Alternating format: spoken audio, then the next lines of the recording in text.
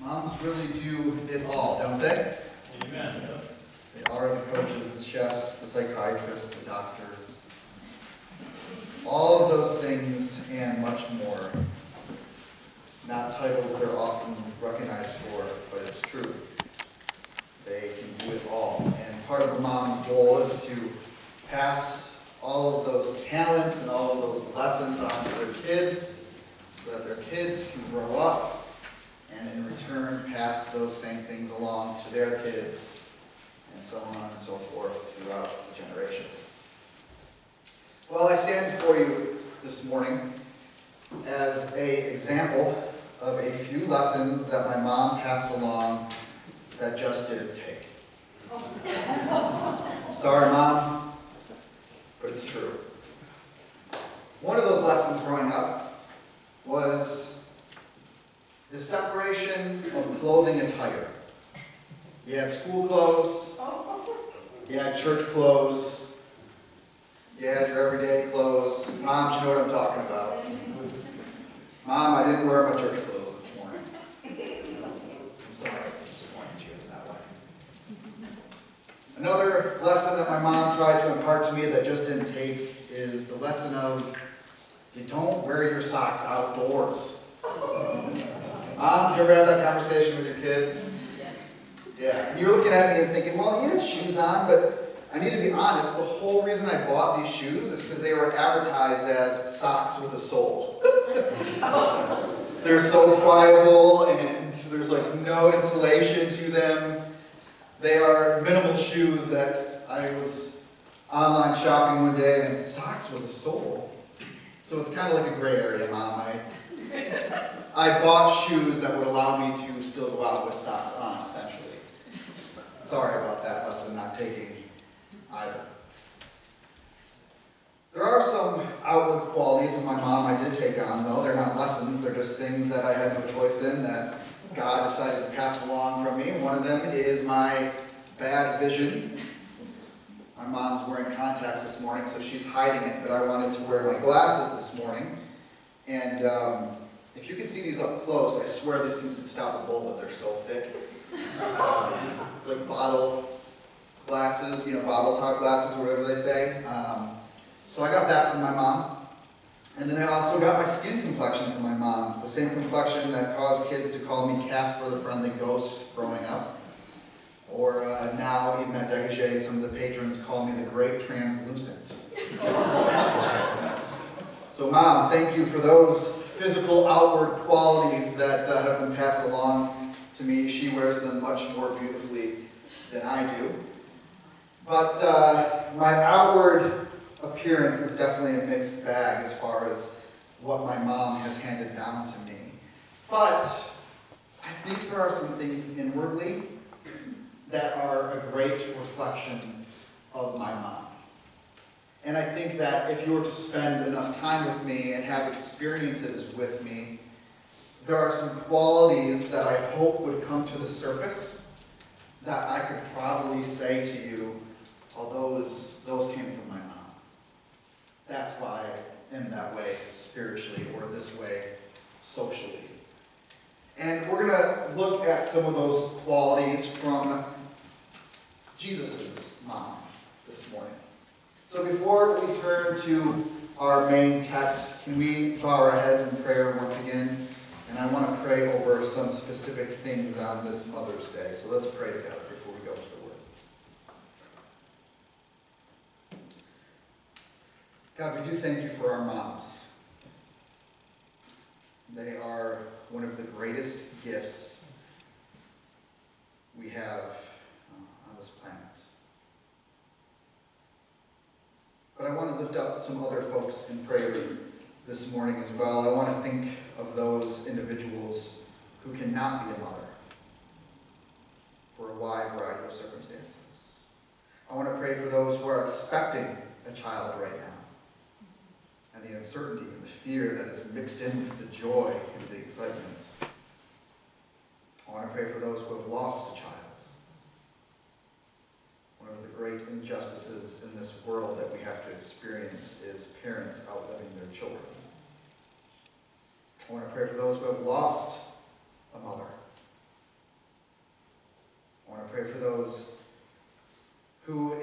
sense of the word, except being born from this individual, don't have a mother. She wasn't present. She wasn't around. She left her child at birth. I pray for all of those individuals. Pray for all those that have experienced a miscarriage, those that were anticipating motherhood, but then they got that bad news. Pray for all those that have adopted or are foster parents, for their mothers as well. Pray for all those who have lost connections with their children for a wide variety of reasons. Pray for those that are struggling with their role as a mother. And if moms are honest, being a mom is a very difficult task. So I pray for them.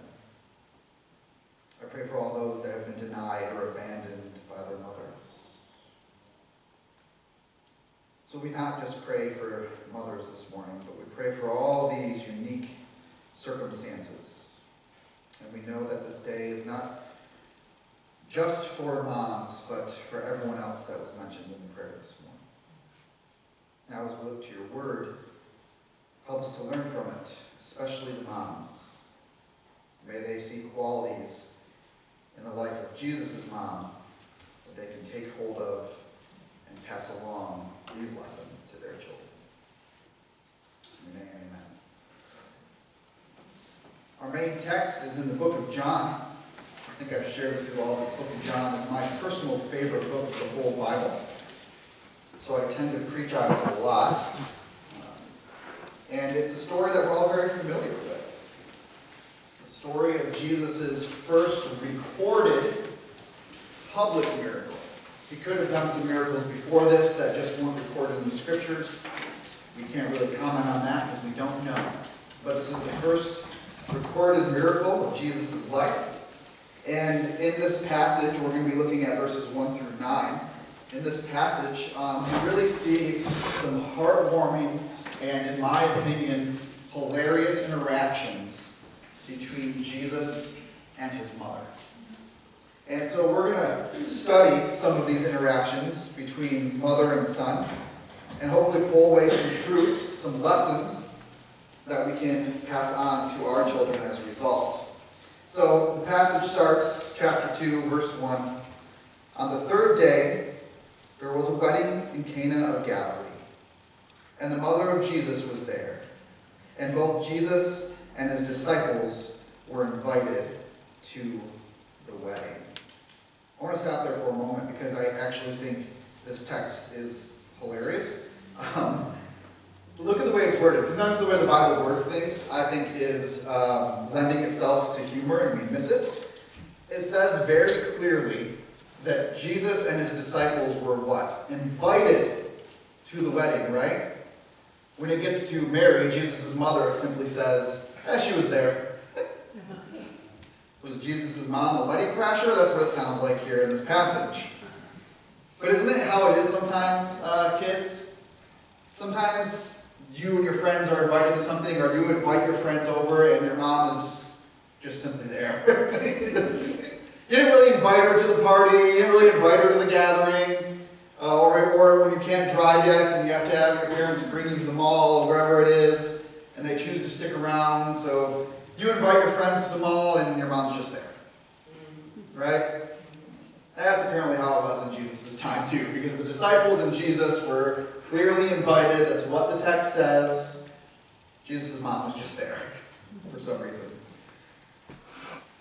Well, in this text we see really our first example of what I think is a life-changing mom. A good, godly mom should spend time with her children and her Creator. A mom, if we're going to sum down this point of the message into one word, a good, godly mom is available. They're there. No matter what you're going through, no matter where you are, your mom's there, whether she was invited or not. Because that's the role of a mother, isn't it? To just show up, to be there, to be present, to make her presence known. I want to challenge you this morning that as I have the first point in your bulletin that says, a good mom should spend time with their children and their Creator, that those don't need to be mutually exclusive.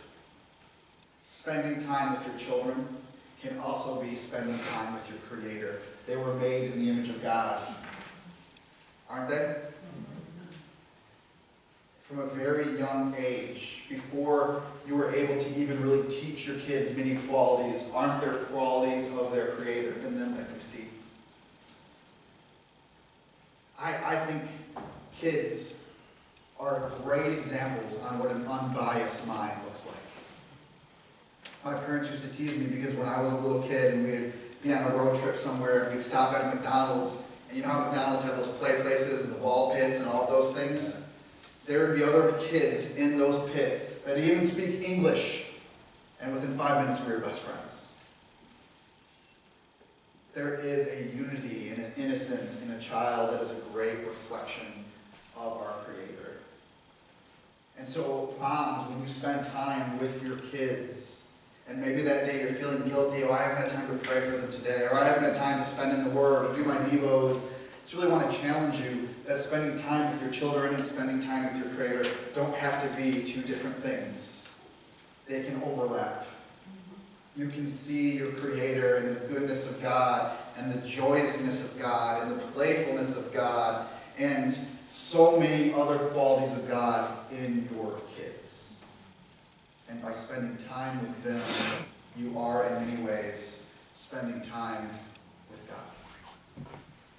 So don't beat yourselves up if on one particular day you had to choose between one or the other and you chose to spend time with your kids, because there's still a lot of God in that time being spent.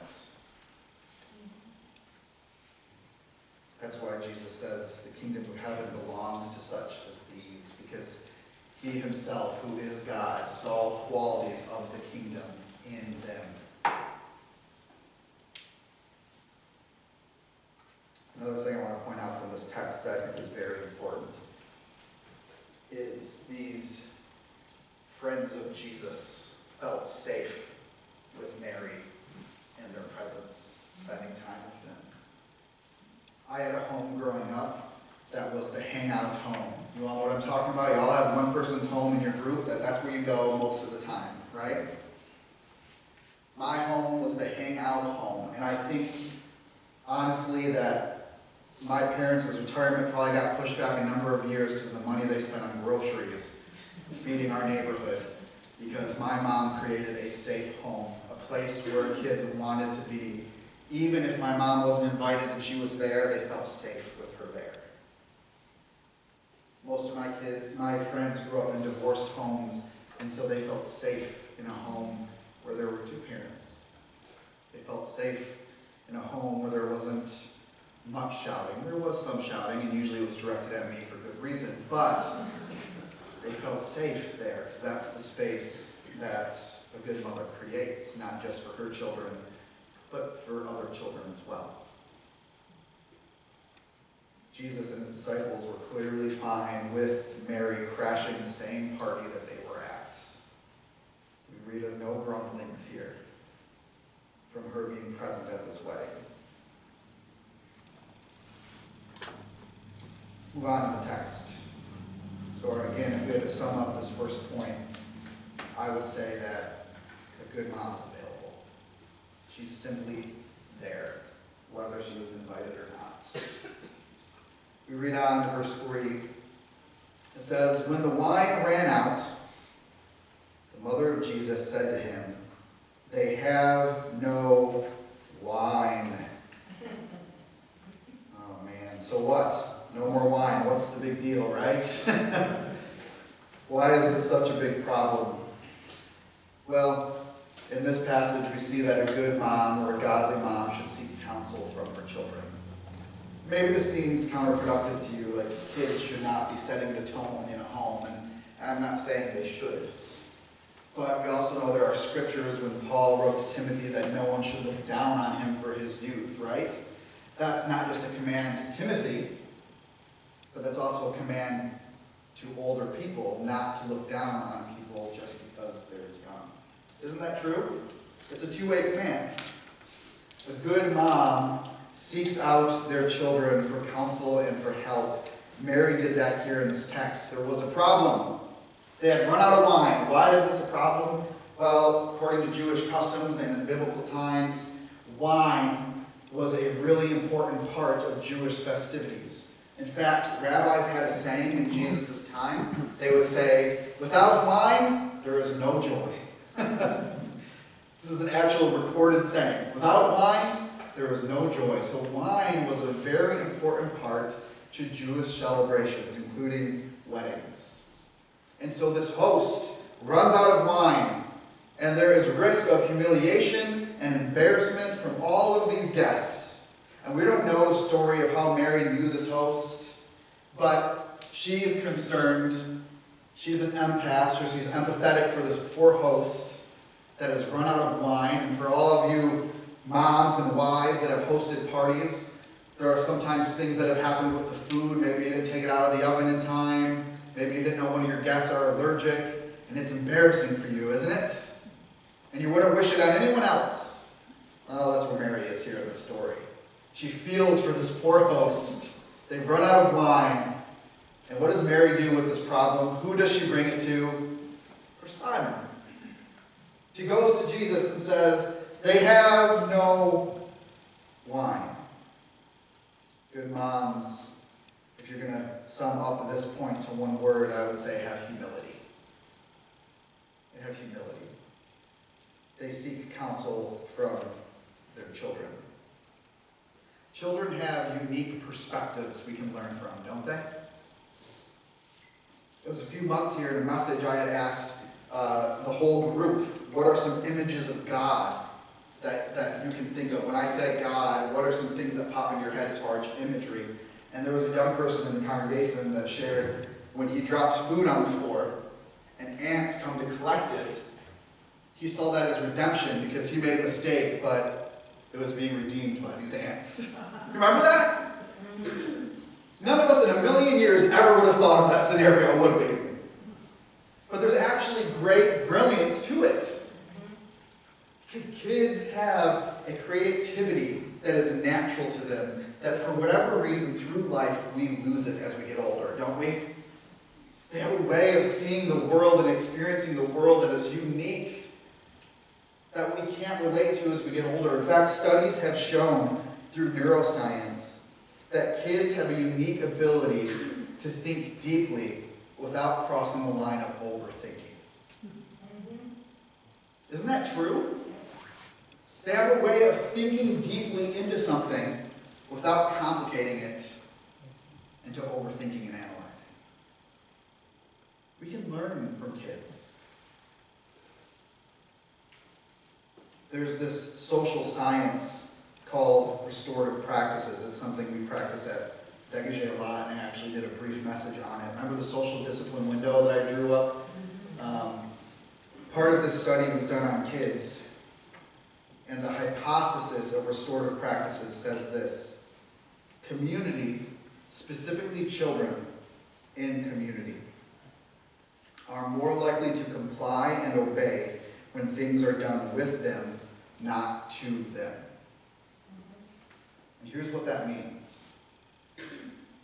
Mothers, fathers, when you are going to make a decision, even if it be about punishment for your children because they disobey, by asking questions to them, what do you think the punishment should be, Nelson?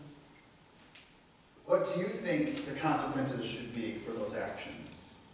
By doing that with your child, they are more likely to comply with the end result, even if what they shared didn't change the direction of the punishment, because it was done with them instead of to them. Does that make sense? My parents did that to me sometimes, growing up. I was in high school for purely social reasons. I did not care about my grades or my studies whatsoever. Dad, I cannot believe you did not amen that right there. This was your chance. I'm biting my tongue. Okay. I had to take 2 online courses and 2 summer school courses that I had to pay for myself just to graduate with a 2.0. I failed PE. PE! I know. Because I wouldn't show up. I just wanted to be social. I just wanted to enjoy people. And at one point in time, I remember my parents sitting down with me and asking, man, we tried everything. You had to pay for your own courses. You had to go to summer school. What is it going to take for you to do better on your grades? And basically, we settled on the fact that when graduation day comes, if I can't walk down that stage with my 500 plus peers, maybe that's the punishment and embarrassment I needed to get my act together. So they stopped punishing me. I said, okay, if you don't graduate, that's on you and your future. And guess what? I graduated. Then I went to college and I got much better grades. But they did that with me, not to me. They came to their child for counsel. Another reason that this is really, really important is you're all trying to teach your children right from wrong. And one of the keys of teaching well is to know where a student is when they come into your classroom before you begin teaching. You can't teach a kid geometry if they haven't grasped algebra. And so you usually will do some kind of entry test to see where are all these different students at. Where is their knowledge level? The same thing is true in teaching your kids morals and spiritual things. Being able to ask, hey Nelson, what do you think of this situation? And hearing how your child answered gives you insight into how you move forward in continuing to develop and teach that child. So good parents, godly mothers, seek out counsel for your children. Do the mothers and the parents have the ultimate say? Yes, of course. But humility should drive them to ask those questions and seek that counsel, because kids can teach us things that we don't even have a mind to be thinking through, because they see the world in a much different way than what we do. Good moms are humble and seek out counsel from their children. Let's go to our last point of this morning's message. We just read verse 3, when they ran out of wine, the mother of Jesus said to him, they have no wine. And then I love verse 4 here. And Jesus said to her, woman! By the way, kids, this is one of the only examples in Scripture where Jesus did something you are not supposed to do. Do not call your mom woman. Woman, what does that have to do with us? My hour has not yet come. I love this interaction between Jesus and his mother, because I think it's one of the first examples in recorded history of a mom embarrassing her children. Right? Kids, you ever been embarrassed by your mom? Yeah? Come on, you can raise your hand. You're scared to get punished. That's why you're not raising your hands. Moms, close your eyes. Kids, have you ever been embarrassed by your mom?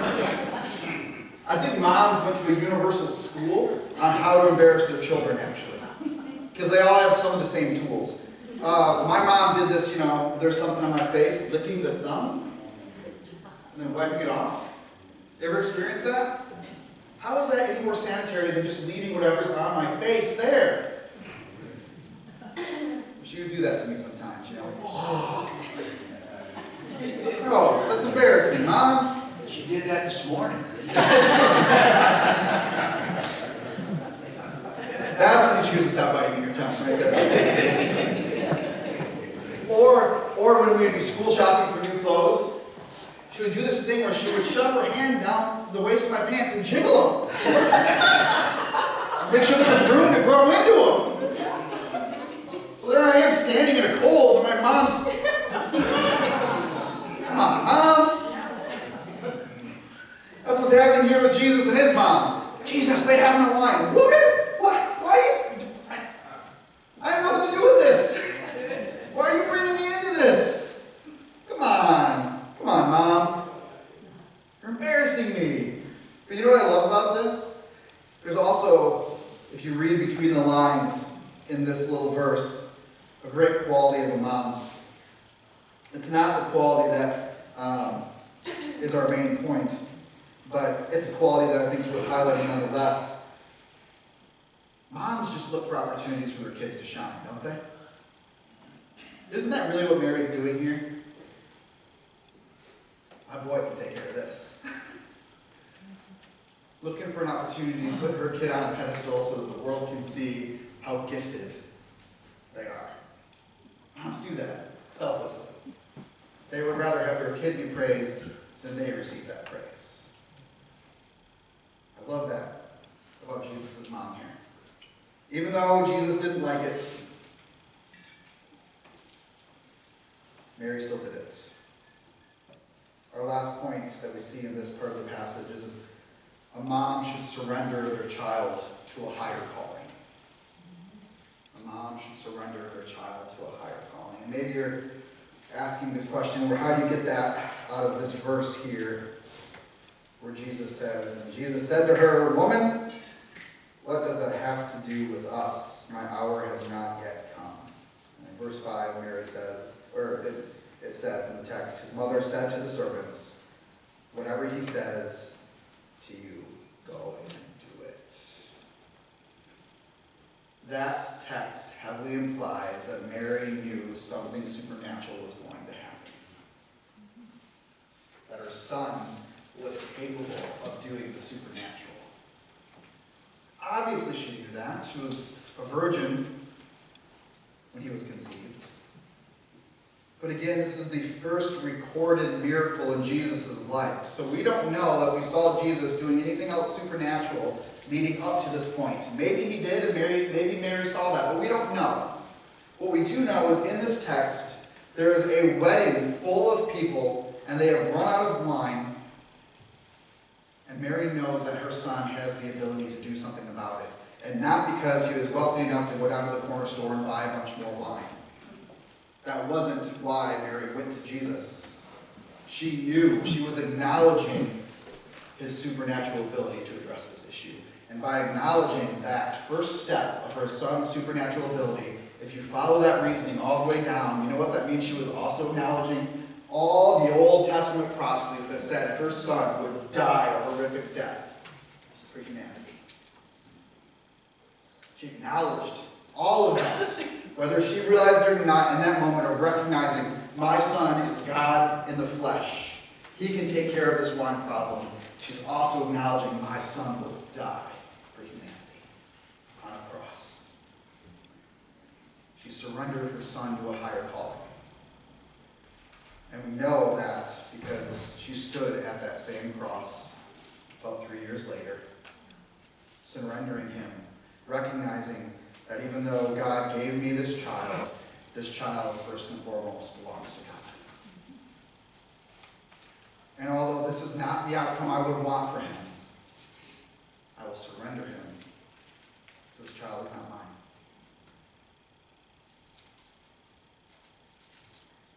What a tough pill to swallow. One I can't even imagine, as I don't have kids of my own.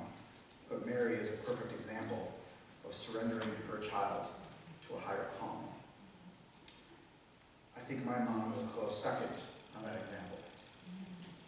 When I decided to move to Africa, I remember telling her, and I remember her perfect mom response through gritted teeth. "Oh, that's great, son.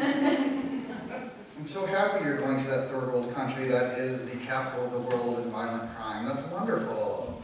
I'm so glad you're going to miss all these Christmases and all these holidays and your nephew's growing up." And she surrendered me to something I felt called to do.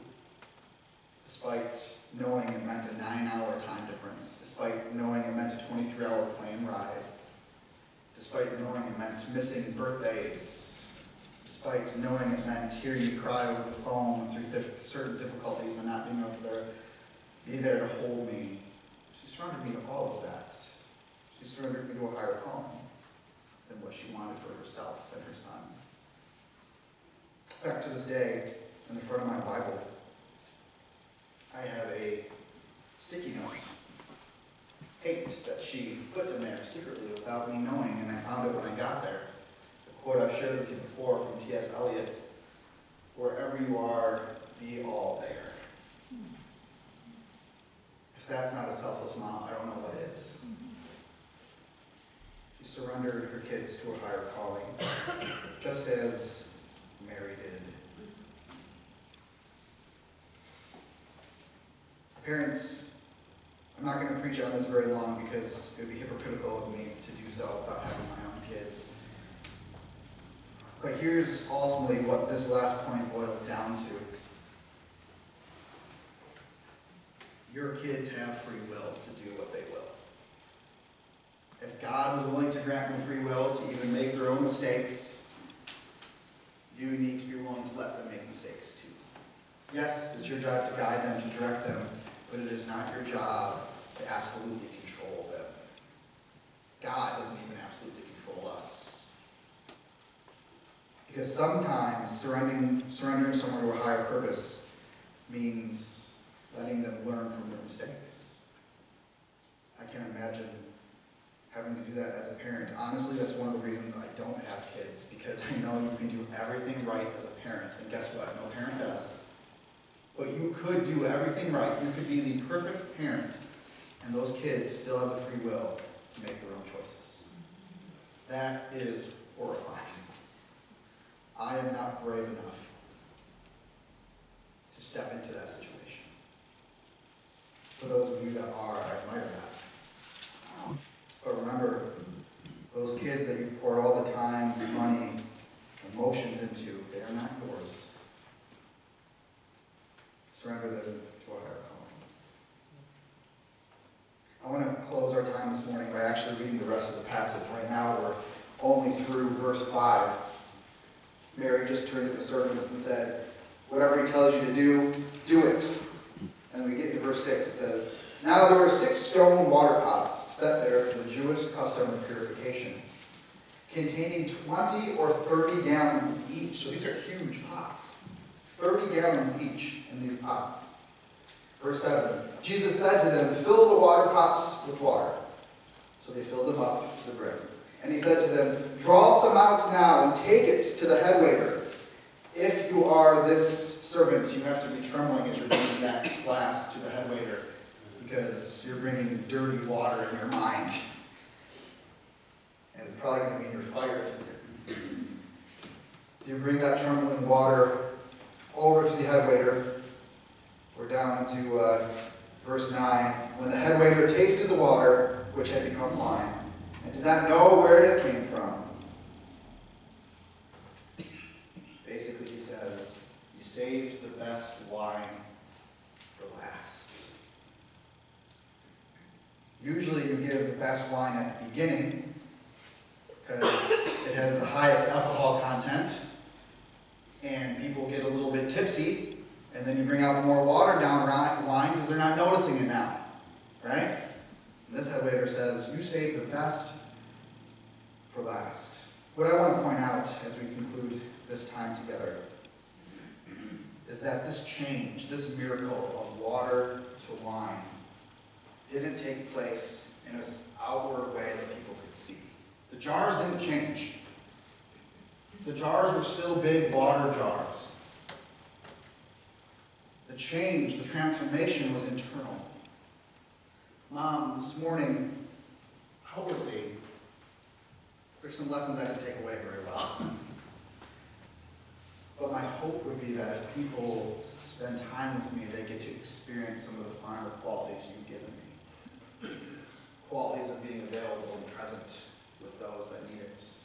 The quality of being humble enough to ask for help from those that maybe seem to know less or to have less. The quality of surrender to something bigger than myself. I would hope that through experiencing time with me, people would recognize there was something internal, transformation internally that happened as a result of God using my mom to perform that miracle. Because there's no doubt God performed a miracle here in this chapter, but there's also no doubt that he used a mom to facilitate. Let's pray. I thank you for our moms. Thank you for their patience with us, their graciousness, their kindness, their gentleness, their strength, their grit, their absolute awesome ability to never give up on us, moms that are available, the moms that are humble, and the moms that surrender us to something more than ourselves. Help us, Father, to take these qualities that we've seen in our mothers and pass them on to the next generation. Thank you again for moms. May they feel a sense of comfort and joy and appreciation today that they have not felt in a long time.